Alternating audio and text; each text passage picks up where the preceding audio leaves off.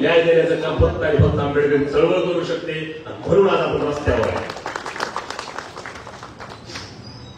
आपण 100% राजकारण कधी केलं नाही, कधी करणार नाही. आपलं राजकारण हे समाजकारणाच्या मुशीतनं जातं, समाजकारणाच्या गल्लीतनं जातं. आपलं राजकारण समाजकारणाच्याच मुशीत शिजणार हा आपला हट्ट आहे. हे राजकारण मानवतावादाच्या मुद्द्यावर केंद्रित झालं पाहिजे, हा आपला हट्ट आहे. पायापुरतं मागणाऱ्यांना आपण उघडं पाडलं पाहिजे, ही आज काळाची गरज आहे. आणि सार्वभौम ज्याला म्हटलं जातं, तर सगळ्या मानवतावादाची काळजी घेऊन जगणारा विचार जर या देशामध्ये कुठला असेल, या जगामध्ये कुठला असेल, तर तो आंबेडकरवाद आहे. आणि ते सिद्ध करून दाखवण्याची जबाबदारी तुमच्या आमच्या माझ्यासारख्या आंबेडकरी कार्यकर्त्यांच्या खांद्यावर आहे. आपण हे विसरून जाता कामा नये. काही कार्यकर्ते आम्हाला थेट तोंडावर प्रश्न विचारतायत की ओबीसीच्या पद्धतीत त्यांचं ते लढतायत, की मराठ्याच्या पद्धतीत त्यांचं आरक्षण लढतायत, आपण कशाला कोणाचं भयत? अरे साधी गोष्ट आहे. त्यांचा विषय घेऊन आपण का लढतोय? तर हे सगळ्या गोष्टी ज्या आहेत, ज्या संविधानिक गोष्टी आहेत, त्या जन्माला घालायला आपण रक्त जाळले.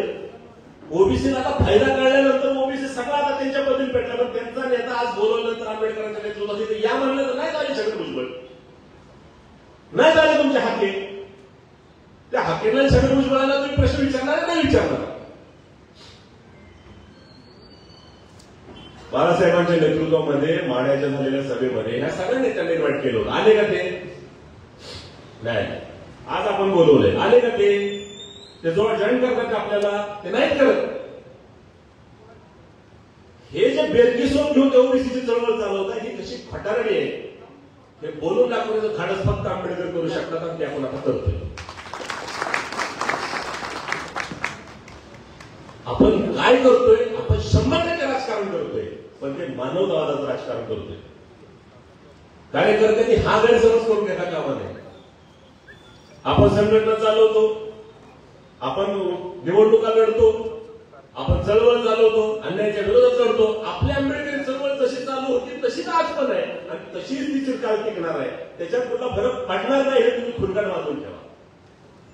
प्रश्न आहे, आंबेडकरी विचारधारेमध्ये देशावर आंबेडकरी सत्ता आणायची असेल तर त्याच्यासाठी आंबेडकरी विचारधारा सार्वभौम करण्याचा, आणि म्हणून आपण मानवतावादाच्या दृष्टिकोनातून हा ओबीसींचा आणि इतर आरक्षणांचा लढा घेऊन पुन्हा एकदा रस्त्यावर उतरलेला आहे.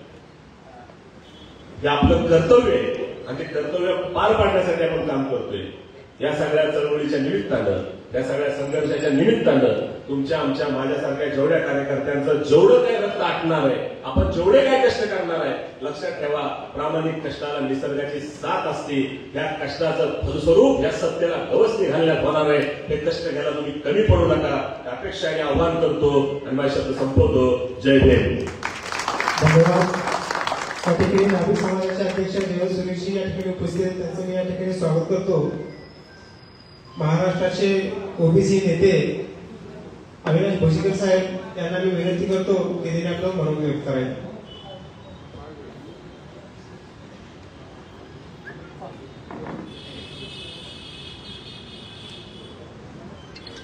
सर्व परिवर्तनाच्या या सर्व लढाईमध्ये, या भूमीमध्ये जन्मलेल्या सर्व मानवांना मी वंदन करतो. आजच्या या सांगली येथील कॉर्नर सभेच्या निमित्तानं आपल्यामध्ये उपस्थित असणारे या महाराष्ट्राचे, देशाचे तमाम बहुजनांचे नेते श्रद्धेय श्री बाळासाहेब आंबेडकर, मंचावर उपस्थित सर्व वंचित बहुजन आघाडीचे राज्याचे नेते साळुंखे सर, नदाब सर, आदरणीय ताई, जिल्ह्याचे सर्व पदाधिकारी, या ठिकाणी उपस्थित सर्व बांधवांना माझा जय ओबीसी, जय भीम. बंधूंनो, मी आपल्याला अधिक वेळ बोलणार नाही, पण या महाराष्ट्राच्या सामाजिक, राजकीय, आर्थिक सर्व विषयावरची परिवर्तनाची यात्रा आज त्या ठिकाणी छत्रपती शाहू महाराजांच्या स्मारकापासून त्या ठिकाणी सुरुवात झालेली आहे. एवढा सांगली आणि कोल्हापूर जिल्ह्यामध्ये सगळा पूर परिस्थिती असताना, सतत पाऊस चालू असताना सुद्धा पावसामध्ये भिजत अनेक लोक त्या ठिकाणी यात्रेच्या स्वागतासाठी उपस्थित आहेत. आणि म्हणून मला वाटतंय या महाराष्ट्राच्या परिवर्तनाला आज खऱ्या अर्थानं सुरुवात झालेली आहे. बांधवांनो, ही यात्रा आता उद्यापासून सोलापूर जिल्ह्यामध्ये एंटर करते. पुढचे अजून 19 जिल्हे या यात्रेच्या स्वागतासाठी सज्ज झाले. स्वर्गीय श्री बाळासाहेब आंबेडकरांचं स्वागत करण्यासाठी सज्ज झाले. त्यांचे विचार ऐकण्यासाठी सज्ज झाले. मी या ठिकाणी या मंचावरून त्या ठिकाणी येणाऱ्या 20 जिल्ह्यातल्या 19 जिल्ह्यातल्या सर्व बांधवांना मी आवाहन करतो. या ठिकाणी या यात्रेच्या माध्यमातून आपण सगळेजण सामील व्हावं. कारण ही एकमेव आणि आपल्यासाठी शेवटची संधी असणारी यात्रा आहे. मी राज्यातल्या तमाम ओबीसी बांधवांना आवाहन करतो. या ठिकाणी तुम्हाला वाचवण्यासाठी ही शेवटची यात्रा आहे. याच्यानंतर कोणी तुम्हाला वाचवायला येणार नाही, कोणी तुमच्या मागे उभा राहायला येणार नाही. कारण जी लोक सत्तेमध्ये बसून ओबीसीच्या गप्पा मारतात, मग ते आदरणीय छगन भुजबळ साहेब असतील, आदरणीय पंकजाताई मुंडे असतील, आदरणीय कोणी पडळकर असतील आणि अजून कोणी नेते असतील, आम्हाला त्यांचा सन्मान आहे. पण तुम्ही नुसतं त्या ठिकाणी इंग्रजांच्या सरकारमध्ये बसून भारतीय स्वातंत्र्याच्या गप्पा मारू शकत नाहीत. गुलामाच्या त्या ठिकाणी टोकरीमध्ये बसून तुम्ही ओबीसीला त्या ठिकाणी ओबीसीला न्याय देण्याच्या गप्पा तिथं बसून करू शकत नाही. तुमची सत्ता, तुमची खुर्ची, तुमचं मंत्रिपद धोक्यात आलं की तुम्ही ओबीसीच्या गप्पा करता आणि तुमचं काही सेटलमेंट झालं, तुम्हाला विधान परिषदेला मिळालं, तुम्हाला राज्यसभा मिळाल्या, तुम्हाला कॅबिनेट मंत्रिपद मिळालं की तुम्ही मात्र ओबीसीच्या गप्पा सगळं बंद करता. हे सगळं नाटक आता ओबीसीला कळायला लागलेलं या राज्यामध्ये. आणि म्हणून इथल्या राज्यातल्या ओबीसीला जर कोणी सत्तेमध्ये येऊ शकतं, जर या ठिकाणी सत्तेच्या दरवाजावर येऊ शकतं, सत्तेला खुर्चीवर येऊन बसू शकतं, तर फक्त आणि फक्त श्रद्धेय श्री बाळासाहेब आंबेडकर त्या ठिकाणी ओबीसीला सत्तेमध्ये बसू शकतात. या ठिकाणी या सांगली जिल्ह्यामध्ये मोठ्या संख्येने लिंगायत समाज राहतो, धनगर समाज राहतो, 18 पगड जाती या ठिकाणी राहतात. पण त्या ठिकाणी आतापर्यंत कोणी तिकीट सुद्धा देत नाही. जत सारखा मतदारसंघ आहे, 1 लाख मतदान लिंगायताचं आहे, 60-70 हजार मतदान धनगरांचं आहे. पण त्या ठिकाणी तिकीट मात्र इम्तियाज भाई 10-5 हजार मतदान असणाऱ्या माणसाला तिकीट मिळतं. इकडून नाही मिळतं, तिकडून नाही मिळतं. त्या ठिकाणी मिराल असेल, तासगाव असेल, त्या ठिकाणी सगळं कडेगाव पासून सगळ्या भागामध्ये प्रचंड मोठ्या संख्येने बहुजन राहतात. पण त्या ठिकाणी त्यांना कोणी विचारण्याचं काम करत नाही. आणि म्हणून मी आता जाता एवढंच सांगणार आहे, ही यात्रा प्रचंड मोठी होणार आहे. एवढ्या पावसामध्ये सुद्धा ही यात्रा अतिशय वेगाने पुढे निघत आहे आणि पुढचं तर अत्यंत प्रचंड सागर या यात्रेमध्ये लोटणार आहे. मी या ठिकाणी एवढंच सांगणार आहे की ओबीसी बांधवांनो, की त्या ठिकाणी तुम्हाला कुठलाही पक्ष आज क्लिअर कट भूमिका घ्यायला तयार नाही. त्या ठिकाणी नरोबा खंजुगा, सकाराम आणि तुकाराम एकाच लाईनने सगळे बसलेले. कोणी ओबीसी बहुजनावर बोलायला तयार नाही आणि स्पष्ट भूमिका घ्यायला तयार नाही. फक्त आणि फक्त वंचित बहुजन आघाडीने स्पष्ट भूमिका घेतली आणि म्हणून आपण ताकदीनिशी या यात्रेमध्ये सामील होऊन ही यात्रा यशस्वी करावी आणि या यात्रेच्या माध्यमातून संपूर्ण परिवर्तन आपण घडवावं एवढं आवाहन करतो आणि थांबतो. जय हिंद, जय भीम, जय भारत. धन्यवाद साहेब. यानंतर आपल्या सर्वांचे कुटुंब वंचित बहुजन आघाडी राष्ट्रीय अध्यक्ष, आपल्या सर्वांचे प्रमुख मार्गदर्शक सध्या बाळासाहेब आंबेडकर या ठिकाणी आपण मनोगत व्यक्त करते. आपण सर्वांनी त्यांचं टाळ्याच्या गजरात स्वागत करायचं आहे.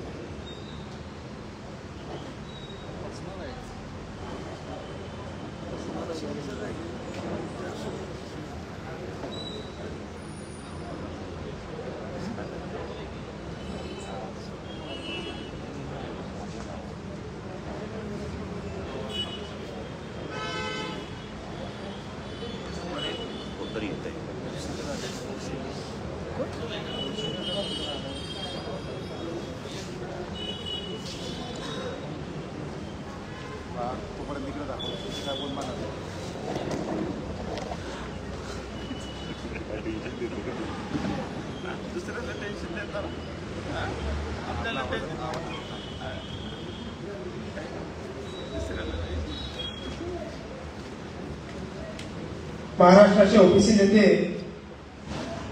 रमेश बारकर साहेब यांचे या ठिकाणी आगमन होतं. त्यांचे या ठिकाणी सांगली जिल्ह्याच्या वतीने तमाम आरक्षणवादी यांच्या वतीने त्यांचं सहर्ष स्वागत करतो.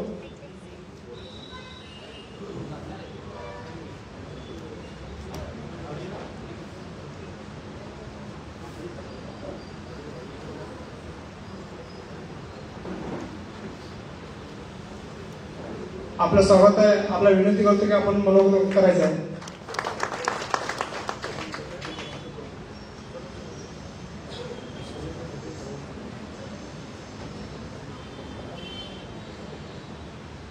आज या ठिकाणी ऐतिहासिक असल्या आपल्या मिरज शहरामध्ये आरक्षण बचाव ओबीसी आरक्षण बचाव यात्रेच्या निमित्तानं विचार मंचावर उपस्थित असलेले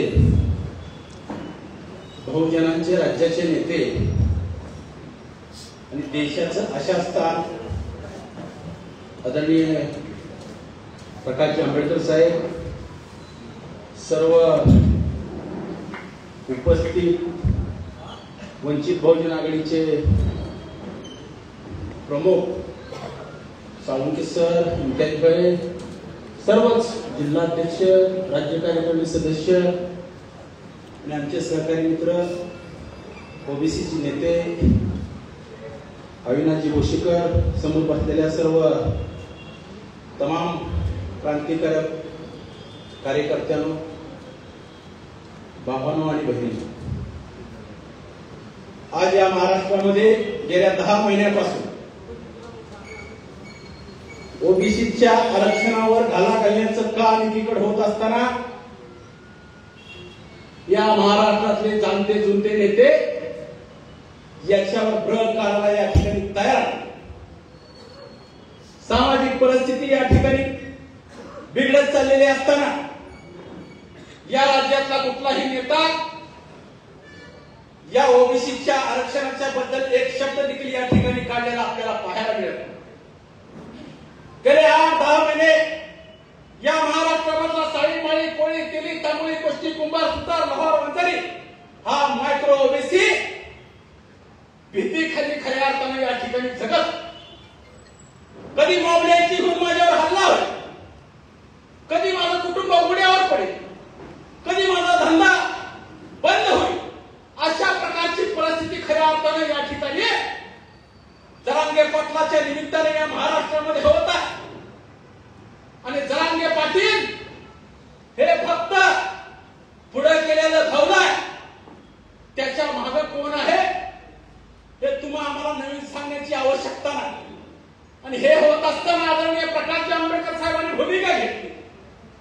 भले माझ्या पक्षाला मतदान नाही झालं तर चालेल, भले एक समाज माझ्या विरोधामध्ये गेला तर चालेल, पण ज्या वेळेला डॉक्टर बाबासाहेब आंबेडकरांनी संसदेमध्ये भूमिका घेतली होती, ओबीसीचं आरक्षण 340 कलमानुसार केलं होतं. 340, 341, 342 ही घटनेमध्ये असताना देखील देशाला स्वातंत्र्य मिळाल्यानंतर ओबीसीला 45 वर्ष आरक्षणासाठी वाट बघावी लागली. आणि ते देखील वाट बघत असताना आदरणीय प्रकाश आंबेडकर साहेबांनी भूमिका घेतली. मुंबईच्या रस्त्यावर मोर्चे निघाला आणि त्या मोर्चाचं नेतृत्व करण्याचं काम आदरणीय आंबेडकर साहेबांनी केलं. आणि त्यावेळेला आमच्यातले ओबीसी म्हणायला लागले, हे दलितांची लोक रस्त्यावर उतरलेले आहेत आणि त्यांनाच काय तर मागतात का म्हणून आमच्यातल्या ओबीसी लोकांनी खऱ्या अर्थाने त्यावेळेला विरोध केला. पण आज ओबीसीचं आरक्षण जात असताना आज आंबेडकर साहेबांची भूमिका त्यांच्या खऱ्या अर्थाने लक्षामध्ये आलेली आहे. आपलं आरक्षण जात असताना कुठला पक्ष या ठिकाणी रस्त्यावर उतरला?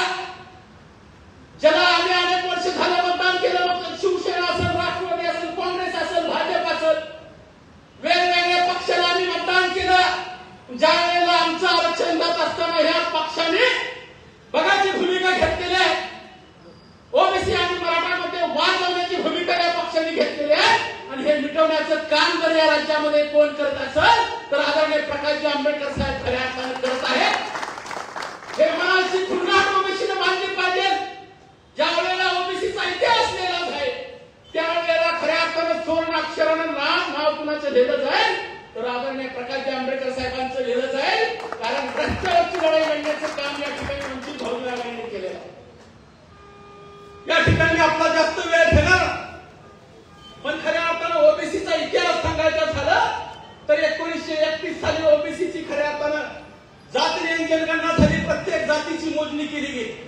प्रत्येक 10 वर्षाला खऱ्या अर्थानं मोजणी करत होते.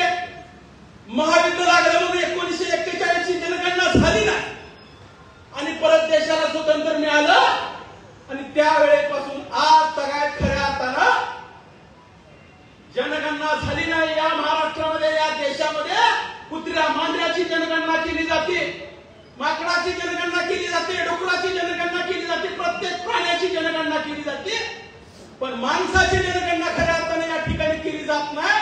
कारण जिसकी संख्या जितनी भारी उसकी उतनी हिस्सेदारी. ती हिस्सेदारी मागते म्हणून खऱ्या अर्थाने जनगणना त्या ठिकाणी केली गेली नाही. आणि आज या ठिकाणी जरांगे पाटील काय भूमिका घेतलेली आहे? कारण आम्हाला ओबीसी मधनं आरक्षण पाहिजे, आम्हाला ओबीसी मधनं आरक्षण पाहिजे. किती वेळा आयोग नेमले, आयोगाने निकाल दिला आणि सुप्रीम कोर्टाने किती वेळा फेटाळलेला असताना तरी देखील आम्हाला ओबीसी मधनं आरक्षण. ओबीसीचा इतिहास तुम्हाला काय माहिती आहे? गेल्या 45 वर्ष ओबीसीला आरक्षणाची वाट बघावी. 1992 साली खऱ्या अर्थानं ओबीसीला आरक्षण लागू झालं. 1989 साली निकाल दिला गेला आणि त्या ओबीसीच्या आरक्षणाच्या विरोधात सुप्रीम कोर्टामध्ये 31 केसेस पडले. 31 केसेसचा निकाल लागण्यासाठी 3 वर्ष वाट बघावी आणि आज हे सांगतात की आम्ही ओबीसीचं आरक्षण कॅन्सल करतो. 3 वर्ष सुप्रीम कोर्टामध्ये केसेस चाललेले असताना ओबीसीला आरक्षण मिळालं. मग ओबीसीचा मुलगा जन्माला आला, ग्रॅज्युएशन होतो त्याचं वय 20 झालं, नोकरी लागतो त्याचं वय 25 या ठिकाणी झालं आणि ओबीसीला आरक्षण मिळून 25 वर्ष झालेलं असताना कोण या ठिकाणी तहसीलदार होत आहे, कोण पीआय होत आहे, कोण या ठिकाणी पीएसआय होत आहे, कोण वेगवेगळ्या सरकारी नोकरीमध्ये काम करत आहे आणि कोण ग्रामपंचायतचा सरपंच होत आहे, पंचायत समितीचा सभापती होत आहे, जिल्हा परिषदचा जिल्हाध्यक्ष होत आहे, नगरपालिकेचा माझ्यासारखा नगराध्यक्ष होऊ लागलेला आहे, महानगरीचा महापौर होऊ लागलेला आहे. त्यावेळेलाच खऱ्या अर्थाने या जरांगेच्या विचाराच्या माणसाच्या पोटामध्ये दुखा लागलं आणि त्यांना वाटायला लागला आता आम्ही ह्यांच्या समोर बसून आमची कामं सांगायची का.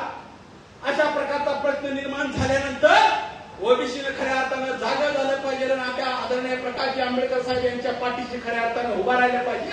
तर आणि तरच ओबीसीचं आरक्षण वाचन, नाही तर तुमचं आरक्षण या ठिकाणी समजा.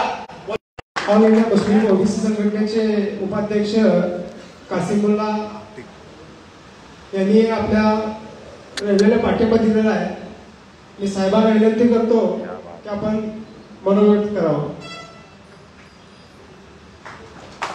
बाळासाहेब आंबेडकर आप संघर्ष करो, बाळासाहेब आंबेडकर आप संघर्ष करो.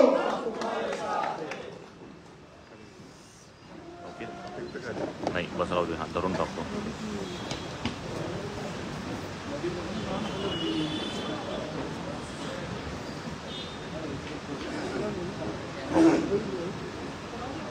लोणावळ्याला पक्षाची बैठक झाली, उमेदवारांची बैठक झाली, त्या ठिकाणी काही पदाधिकाऱ्यांची बैठक झाली.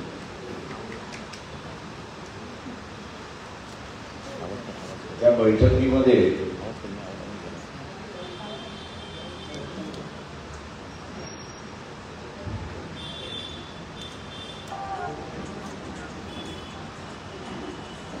आपण असणारं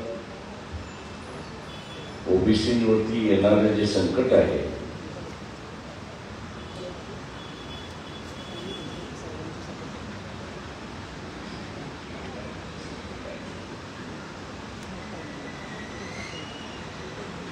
त्याच्या संदर्भातली भूमिका घेतली पाहिजे आणि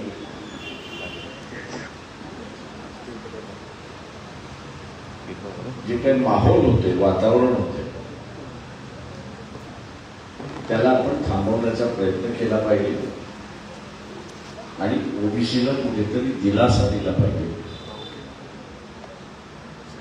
तो दिलासा द्यायचा असेल तर आपल्याला महाराष्ट्रावर फिरावा आणि मग तिथून आली किंवा आरक्षण बचाव ही यात्रा आपण सुरुवात करू 26 जुलैपासून.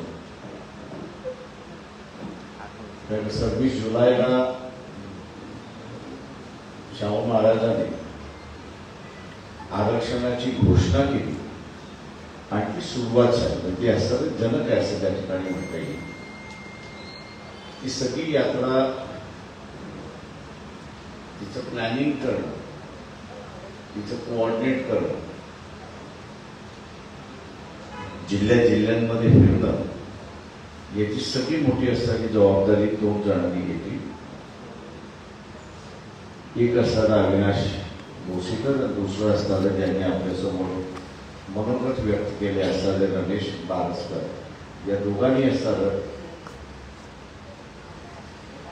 जिल्ह्यामध्ये तिथल्या लोकांना एकत्र करत आणि तिथल्या जिल्ह्यातल्या असणाऱ्या सगळ्यांनी त्यांना असताना साथ दिली आणि आपण असताना ही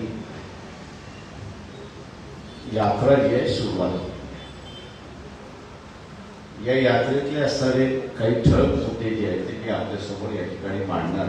आपण कार्यकर्ते आहोत आणि शेवटी आपणच सामान्य माणसाशी त्या ठिकाणी बोलणार. इथे जे राजकीय नेतृत्व आहे ते काँग्रेस पार्टीमधलं असेल, एनसीपी मधलं असेल, बीजेपी मधलं असेल किंवा उद्धव ठाकरे सेनेमधलं असेल, हे सगळं फसवं नेतृत्व हे आपण असताना लक्षात घ्या. हे पूर्णपणे फसवं आहे. त्यांना आरक्षण नकोच आहे. त्यांना असं आरक्षण नकोच आहे. हे कसं तरी केलं आणि त्या दृष्टीने असणारी वाटचाल चालली आपण असं लक्षात घेतो.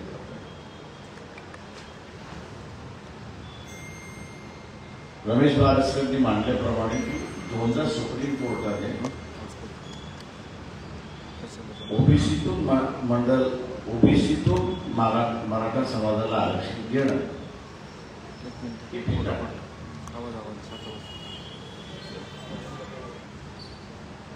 मी जरांगे पाटील समजू शकतो की संविधानिक बाबी लक्षात नसतील म्हणून त्यांनी आपला मुद्दा नेटलेला की आम्हाला असणारं ओबीसी मधनच, ओबीसीच्या कोट्यामधनच आम्हाला असणारं मराठ्यांना आरक्षण द्यावं.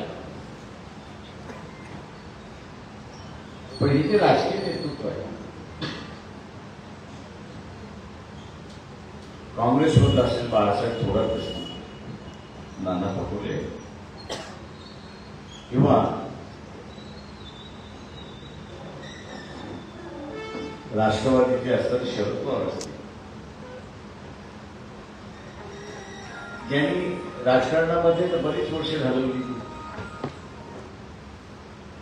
त्यांना माहीत पाहिजे की कोर्टाने एकदा नाही म्हटलं म्हणजे ते नाहीच असतं. त्या मार्ग वेगळा असतो. आत्ताच्या असताना ज्या परिस्थितीमध्ये आहे, जरांगे पाटलांनी उपस्थित केलेला मुद्दा की मराठा समाजाला ओबीसीतून आरक्षण द्या, आता याबद्दल द्यायचं की न द्यायचं, होय किंवा नाही ही भूमिका असली पाहिजे. वंचित बहुजन आघाडी म्हणते की जे शक्य नाही ते शक्य नाही.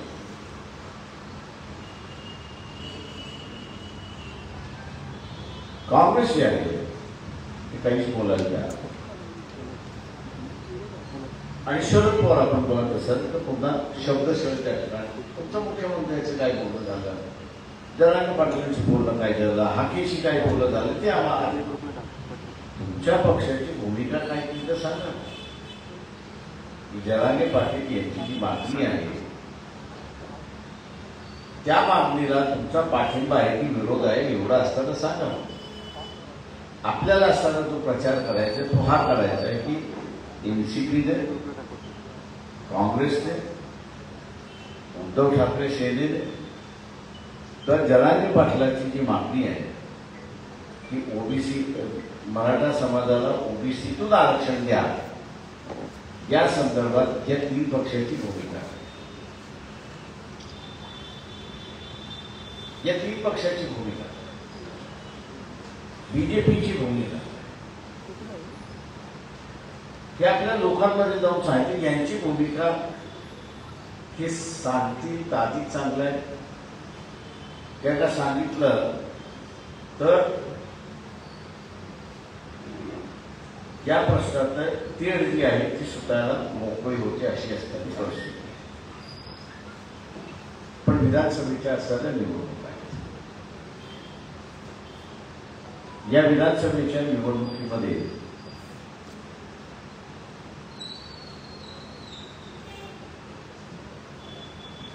हे पक्ष भूमिका घेतील का याच्याबद्दल मला असताना शंका आहे, पूर्णपणे शंका आहे. घेणारच नाही असं माझं मत.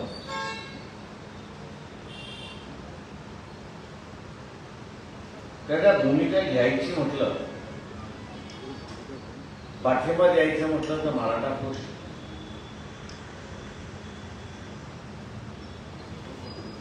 पाठिंबा दिला म्हणून असणार ओबीसी नाखुश. तेव्हा या इलेक्शनच्या अगोदर सगळेजण आपल्या जातीचे पुढारी झाले अशी असणारी परिस्थिती. हे लोकांना आपल्याला समजावून सांगावं. हे काही राजकीय नेते राहिले, हे महाराष्ट्राचे नेते राहिलेले नाही. ही आता न भूमिका घेणारी नेते राहिलेली आहे. आणि न भूमिका घेणारे नेते राहिलेले आहेत याचं कारण की ते आता मराठ्यांचे नेते झाले, ते आता मराठा समाजाचे नेते झाले आणि म्हणून निर्णय नाही. दुसरे बाजू बीजेपी आणि असणारा उद्धव ठाकरे यांची सुद्धा भूमिका, यांची सुद्धा भूमिका नाही. आणि यांची भूमिका का नाही तर हे कायस्थ ब्राह्मण, आम्हाला काही घेणं दिलं नाही, ते त्यांचं बघून घेतील, ते त्यांचं बघून घेतील. आणि मग हे दोन्ही पक्ष भूमिका घेणार. हे दोन्ही पक्ष भूमिका घेणार नाही.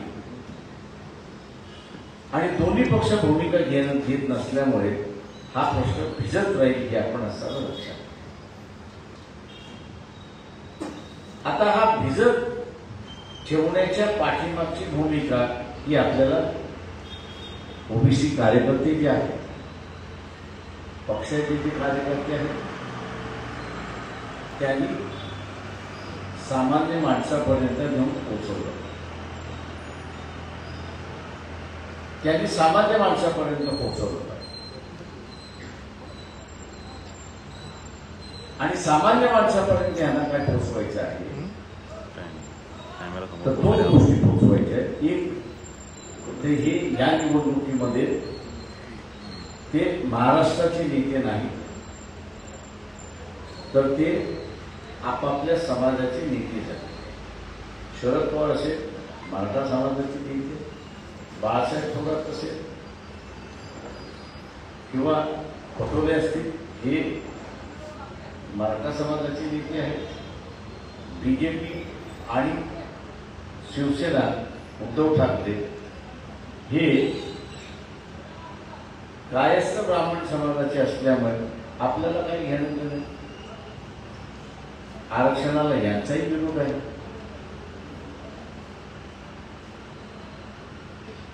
आणि त्याच्यामुळे त्यांना हा असताना भिजत ठेवायचा. तो भिजत का ठेवायचा आहे तर एससी आणि एसटी यांचं असणारं जे आरक्षण आहे हे संविधानिक आरक्षण, म्हणजे घटनेमध्ये अंतर्भूत केलेलं असणारं आरक्षण. 89 साली आम्ही सुद्धा ओबीसीचं जे आरक्षण आहे हे संविधानिक आरक्षण व्हावं म्हणून प्रयत्न. आता हे संविधानिक आरक्षण करायचं असेल तर एक गोष्ट करणं गरजेचं आहे, ते म्हणजे एससी आणि एसटी याची जी शेड्यूल ऑफ लिस्ट आहे त्यालाच तिसरी सूची जोडावी लागेल आणि तिसऱ्या सूचीमध्ये मंडल कमिशनने ज्या समाजाला जातीला ओबीसी म्हणून ठरवलेला आहे त्यांची यादी त्यानं जोडावी. त्यांची यादी जोडली की ते संविधानिक झालं अशी असते परिस्थिती. विश्वनाथ प्रताप सिंगांचं सरकार ज्यावेळेस होतं त्यावेळेस 2 टीम करण्यात आल्या. एक टीम मध्ये मी होतो, दुसरी टीम दुसरे होते. आमच्या टीमकडे असणारं काँग्रेसकडे बोलण्याचा अधिकार. आम्ही काँग्रेसवाल्यांनी ते आपलं राजकीय भांडण चालत राहील, एकमेकाला विरोध चालत राहील, पण हा सामाजिक प्रश्न आहे. या सामाजिक प्रश्नावरती आपण असणारा भूमिका घेतली पाहिजे आणि भूमिका घेऊन आपण याला निर्णायक स्तरावरती घेऊन गेलो. त्या काँग्रेसवाल्यांनी सांगितलं आम्हाला मंडल कमिशनची काही घेणं देणं नाही. त्या काळचं जनता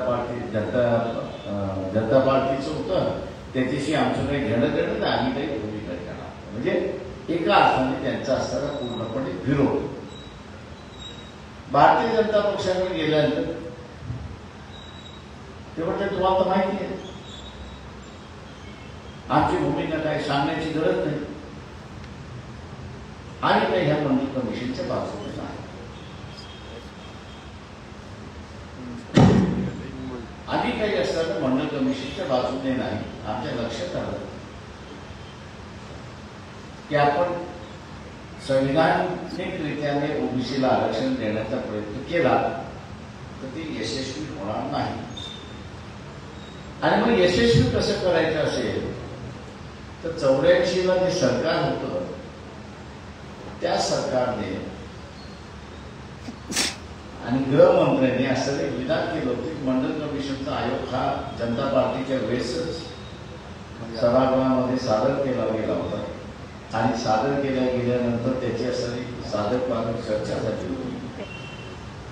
84ला त्याचं उत्तर दिलं पार्लमेंटमध्ये की आम्हाला हा असणारा आयोग मान्य आहे आणि टप्प्याटप्प्याने आम्ही असणारा तो लागू.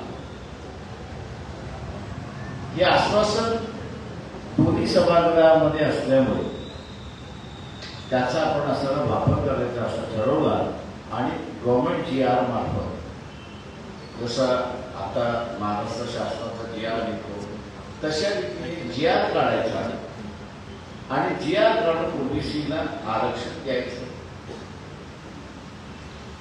तो GR काढून ओबीसीला आरक्षण द्यायचं. तो GR निघाला. तो GR निघाल्यानंतर तो सुप्रीम कोर्टामध्ये चॅलेंज झाला. इंदिरा देसाईंचे नावाने असणारे जे केस आपण असणारा ऐकून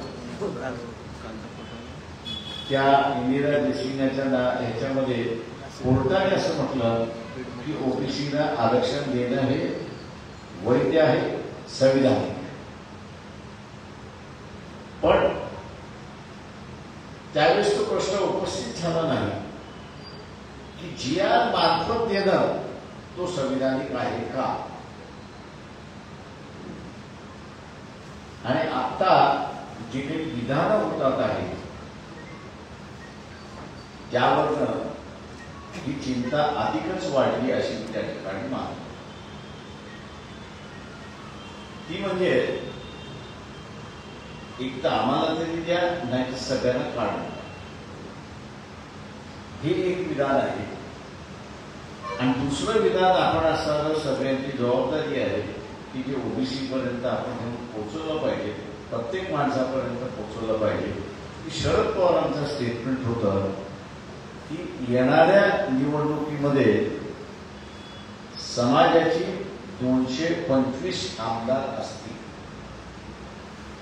महाविकास आघाडीचे असतील तर मी समजू शकतो असतो की पॉलिटिकल स्टेट. समाजाची माणसं ज्यावेळेस आपण म्हणतो त्यावेळेस पुन्हा लोकसभा घडते का अशी असणारी परिस्थिती आहे. ओबीसीला त्याच्यामध्ये उमेदवारी नाही. आणि आताही आपल्याला असताना दिसतंय की ही उमेदवारी न मिळाली तर काय होईल, याच्या अगोदर मिळाली न मिळाली फार फरक पडतो. याचं कारण की जी व्यवस्था आहे ती व्यवस्था सगळी जण स्वीकारत होते, त्याच्यामुळे शाश्वत होतो. आत्ता ज्यावेळेस म्हणायला लागलेला आहे की आम्ही असणार समाजाचे 225 आणून, त्यावेळेस अनेक जणांच्या मनामध्ये पाल चूक चुकली हे आपण असणार लक्षात. पाल काय चूक चुकली तर सुप्रीम कोर्टामध्ये जे जज लॉर्डशिप खानविलकर होते, आपण बघत असाल, त्यांच्याकडे एक पिटिशन दाखल करण्यात आलं आणि त्या पिटिशनमध्ये सांगण्यात आले की शहरामध्ये ओबीसीची 27% संख्या आहे की नाही याची आकडेवारी नाही, याची माहिती नाही. आणि मग ती आकडेवारी आल्याशिवाय त्यांना 27% देणं हे योग्य नाही. आणि सुप्रीम कोर्टाने कुठे असलं स्थगित 5 वर्षांनंतर निकाल आला आणि ओबीसीचं आरक्षण पुन्हा सुरुवात झाली हे आपण लक्षात. पण मधल्या कालावधीमध्ये अनेक ग्रामपंचायतीच्या निवडणुका झाल्या, अनेक सरपंचाच्या निवडणुका झाल्या, अनेक असणाऱ्या छोट्या छोट्या निवडणुका झाल्या. त्या सगळ्या निवडणुकीमध्ये बिना ओबीसीचं आरक्षण ठेवता इलेक्शन झाल्या अशी असणारी परिस्थिती आहे. आता इथे सुद्धा ते होणं सहज. विधानसभेमध्ये एकदा बहुमत आलं आणि त्याला विरोध करायला ओबीसी आला नाही, ओबीसी निवडून आला नाही, तो होणार काय तर सभागृहामधला निर्णय हा असताना मंजुरात होतो. आणि सभागृहातला निर्णय काय येणार, सभागृहातला निर्णय काय येणार आहे तो एखाद्या अशाच कुठल्या तरी प्रश्नावरती की जनसंख्या, आपण असं म्हणतात की ओबीसीची जनसंख्या झाली पाहिजे. मग ओबीसीचं सेन्सस जोपर्यंत होत नाही तोपर्यंत या ठरावाला स्थगिती द्या. आता सभागृहाने ठराव दिल्यानंतर कोर्ट सुद्धा त्याच्यामध्ये अजिबात लक्ष घालू शकत नाही हे लक्षात घ्या.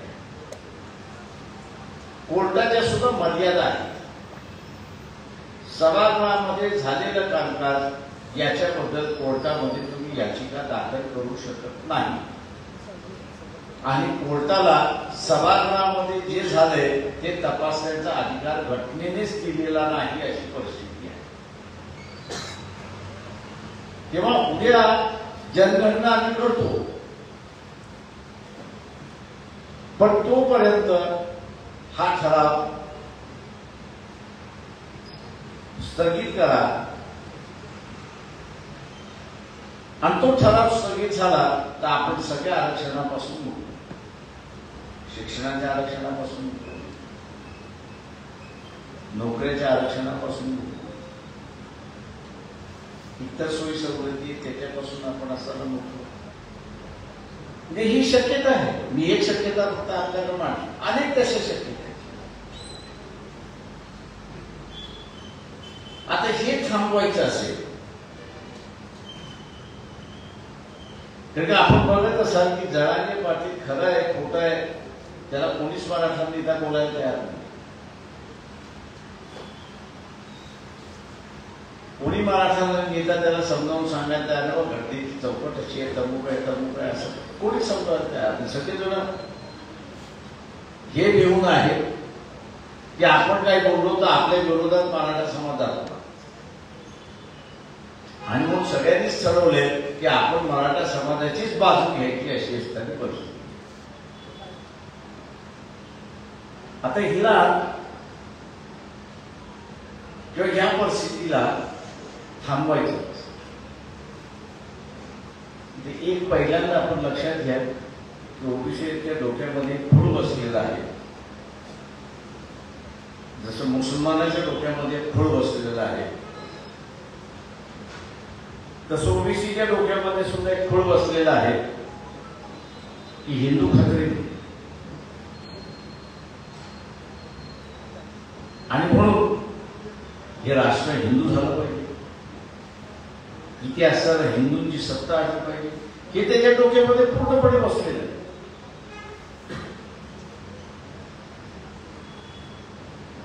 मी त्याच्यावरती काही बोलत नाही.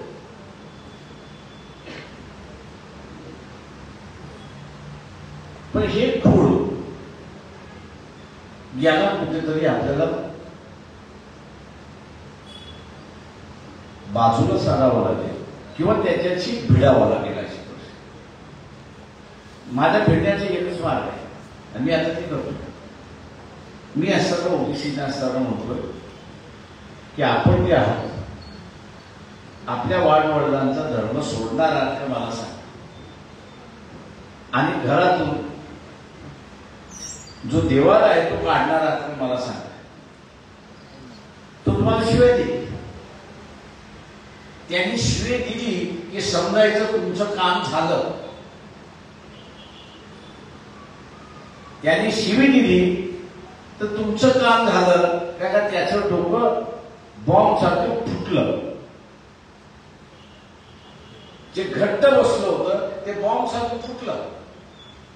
आणि मग त्याला विचारता येईल तू जर देवाला काढणार नशील आणि घरातून असताना देव काढणार नशील तर धर्माला कुठं गालपोटला, कुठं धोका निर्माण झाला, कुठे काही धोका निर्माण झाला. मग तुम्हाला त्याला असं समजवता येईल की हे धर्माचं जे काही बाबूत्व उभा केलेला आहे कोणी भारतीय जनता पक्षाने. भारतीय जनता पक्षाने बाबूत्व उभा केलेला आहे तेव्हा तुम्ही सुद्धा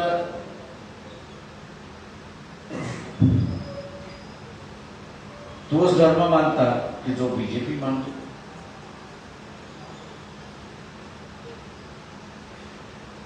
जो ज्या धर्माला आपण मानता त्या धर्माला बीजेपी मानतो. मग ती मानत असताना तुमच्या ओबीसीच्या बाजूने का होत नाही. ओबीसीचं आरक्षण वाचलं पाहिजे, ओबीसीच्या आरक्षणामध्ये मराठा समाज नको अशी भूमिका का घेत नाही.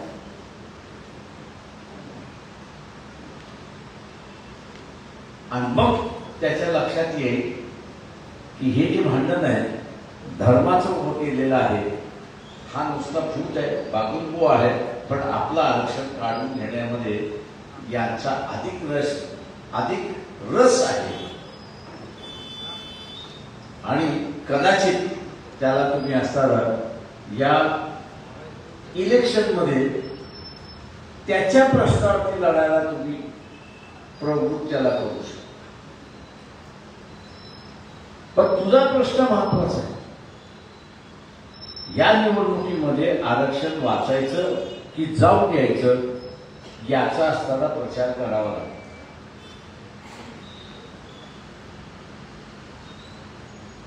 आरक्षण वाचवायचं की जाऊ द्यायचं असेल, आरक्षण वाचवायचं असेल तर तू स्वतःलाच मतदान त्या ठिकाणी केलं.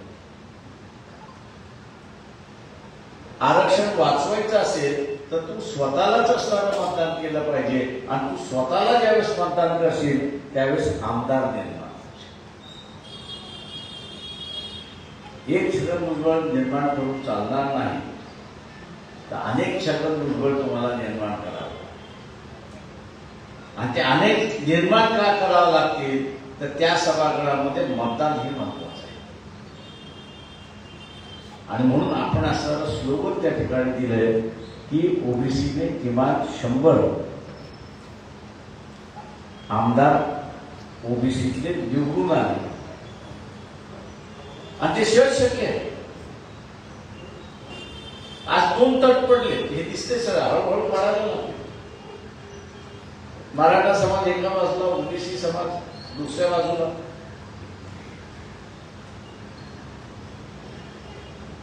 शेवटी जिंकणं म्हणजे मतदानावरती जिंकायचं असेल तर मतदानावरती जिंकावं. आणि मतदानावरती जिंकायचं असेल तर संख्या ही पाहिजे.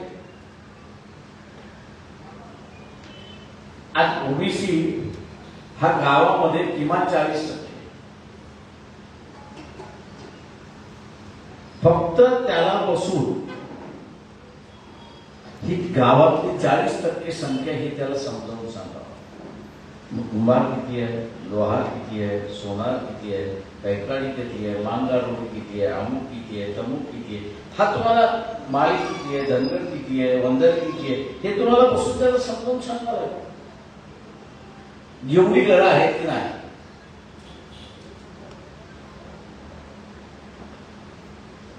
आम्ही एवढी गळा आहे त्या सगळ्यांनी असताना एखादा ओबीसीच्या उमेदवाराला मतदान केलं तर तो जिंकणार की न जिंकणार हा प्रश्न आपण त्याला,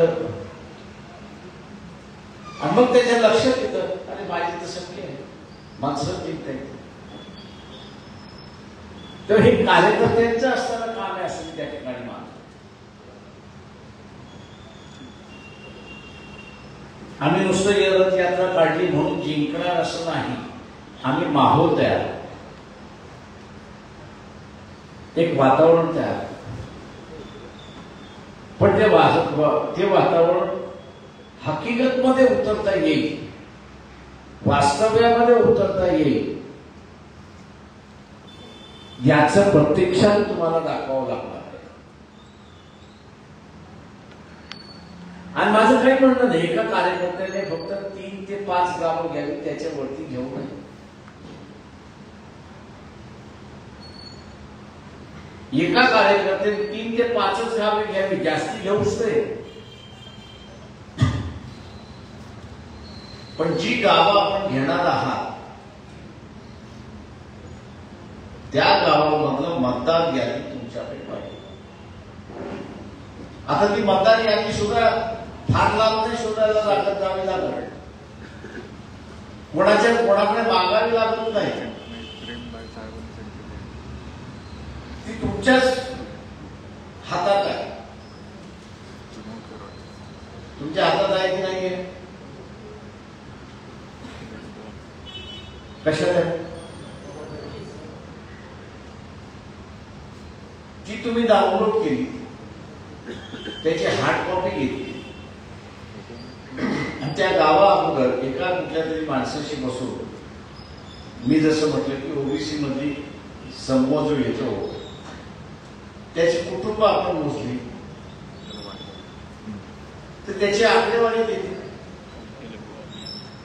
आणि 3 महिने निवडणुका येईपर्यंत होईपर्यंत ते त्याच्याकडून जसं एखाद्या विद्यार्थ्याकडून त्याची आई जशी भोकंपट्टी करून घेते परीक्षेच्या अगोदर, तशा रीतीने ह्या 5 गावांची तुम्ही असताना भोकंपट्टी केली, या 5 गावांची असणारी भूकंपट्टी आपण केली तर विजय हा आपला आहे, निर्णय हा असणारा आपला आहे. पण मी जसं म्हणालो की चिकाटी ही पाहिजे, ही लक्षात चिकाटी पाहिजे की 3 महिने दुसरं काहीच काम नाही, हे एकच काम नाही.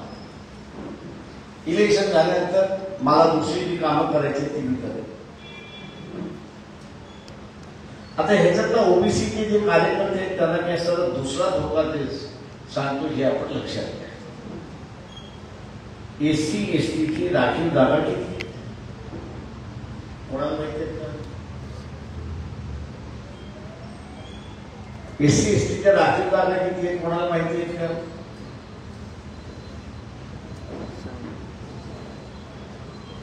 तुम्हाला माहिती आहे का?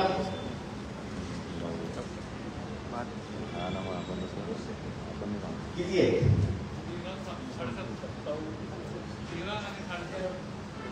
टक्केवारी झाली, ऍक्च्युअल किती?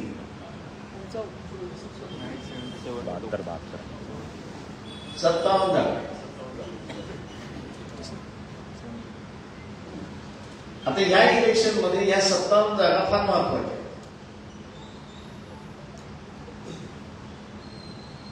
त्याच्या शेवटी समाजावरतीच निवडणूक आल्या अशी परिस्थिती आहे. आणि ह्या 57 जागेवरती ओबीसीचे जे विरोधक आहेत, मराठा समाज हा जो विरोधक आहे तर मी त्याला असं मानतो, त्याचा नजर असतानाच त्याची नजर असताना त्याची नजर काय तर तो माझ्या मतावरती जिंकून आला. तो माझ्या मतावरती जिंकून आला पाहिजे ही नजर असेल तर त्याला एक गोष्ट स्पष्ट होते की उद्याच्या मतदानामध्ये माझं पारड जड झालं, माझं पारड जड झालं. तसंच ओबीसीला सुद्धा आपल्याला सांगावं लागणार आहे. ओबीसीने सुद्धा हे समजून घेतलं पाहिजे की या आरक्षणाच्या ज्या जागा आहेत, या आरक्षणाच्या जागा ओबीसीच्या मतावरती निवडून आल्या पाहिजेत हे लक्षात घ्या.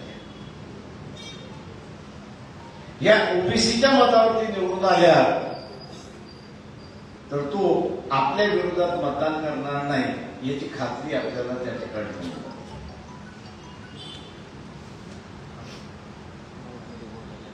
आपल्या विरोधात मतदान करणार नाही याची खात्री होत जाते. शेवटी मी जसं म्हणालो की आरक्षण मागच्या निवडणुकीमध्ये संविधान बचाव ही असणारा मुद्दा होता, या निवडणुकीमध्ये आरक्षण बचाव हा असणारा मुद्दा आहे. तोंडाने फार जण म्हणतील की आम्ही आरक्षण वाचवू, अमुक करू, तमुक करू, तमुक करू, पण कुठलीही पार्टी हे आरक्षण वाचवण्याच्या बाजूने किंवा ओबीसीचं आरक्षण वाचवण्याच्या बाजूने आहे की नाही याची सगळ्यात मोठी टेस्ट आपण असताना लक्षात घ्या. 288 मधनं 57 काढल्या तर किती राहतात शिल्लक? किती राहतात? किती शिल्लक राहतात? 200. या 231 मधनं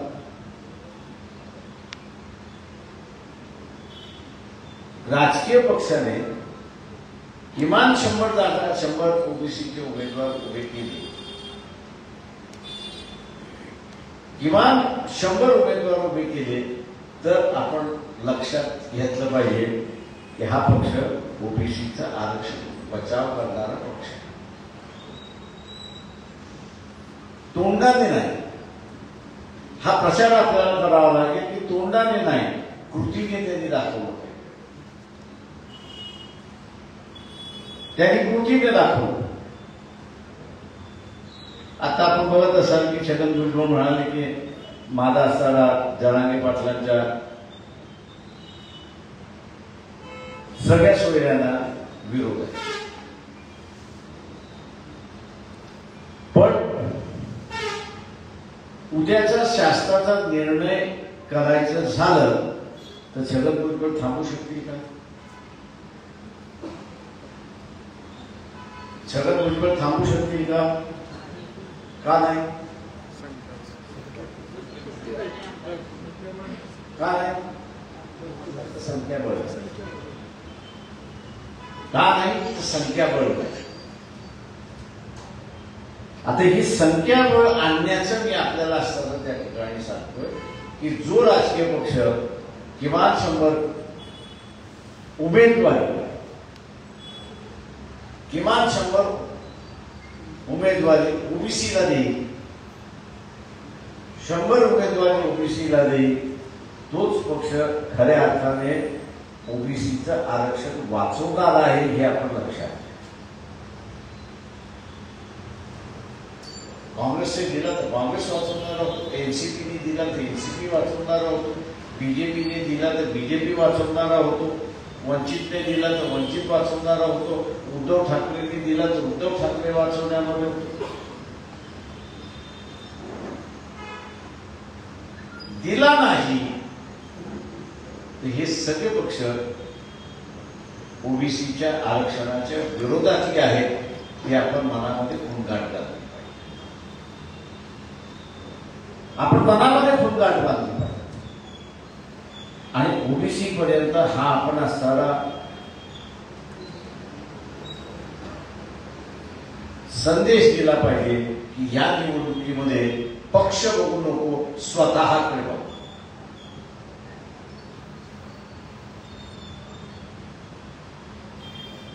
या निवडणुकीमध्ये पक्ष बघू नको, तू स्वतःकडे बघ.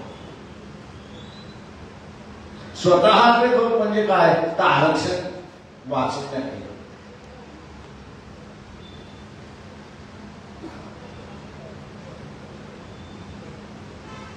ओबीसीची जोपर्यंत राजकीय आयडेंटिटी निर्माण होत नाही आणि ती राजकीय आयडेंटिटी एवढे दिवस झाली न झाली तरी फरक पडत नव्हता, कारण त्या व्यवस्थेला कोणीच चॅलेंज केलं. सगळ्यांनी मान्य केलं की ही व्यवस्था आहे, ही आम्हाला मान्य आहे. वर खाली प्रत्येक ह्याच्यामध्ये होत राहतात, पण व्यवस्था तशी त्या तशी. आता असताना व्यवस्थेला चॅलेंज केलं. आता असताना व्यवस्थेला चॅलेंज केलेला आहे आणि म्हणून ती व्यवस्था टिकवण्यासाठी आपल्याला स्वतःलाच मतदान करावं लागेल, म्हणजे आरक्षणालाच मतदान करावं लागेल अशी असणारी परिस्थिती. आणि म्हणून हा संदेश आपण सगळेजण त्या ठिकाणी घेऊ. हा संदेश आपण त्या ठिकाणी घेऊ. मी जसं म्हणालो 3 ते 5 गावं, त्याच्यावरती नाही. बाजूच्या गावामध्ये होतंय की न होतं याच्यात तुम्ही लक्ष घालूच नका. तुमची जबाबदारी 3 गावांची आहे. त्या 3 गावांची जबाबदारी किंवा 5 गावांची जबाबदारी आपण पार पाडली तर विजय हा वाचवण्याचाच होईल, हे आपण असं लक्षात घ्या. ती आपण सगळेजण करा ही अपेक्षा मी या ठिकाणी बाळगतो आणि आपली सगळ्यांची रजा आहे. या ठिकाणी ओबीसीचे नेते संजयजी विभूते, आरुजी करमाटे, संग्रामजी माने या ठिकाणी उपस्थित आहेत. ऑल इंडिया मुस्लिम ओबीसी संघटनेचे अध्यक्ष इक्बाल अन्सारी, उपाध्यक्ष कासिमुल्ला यांचे या ठिकाणी स्वागत आहे. मी विनंती करतो की आभार मानावे.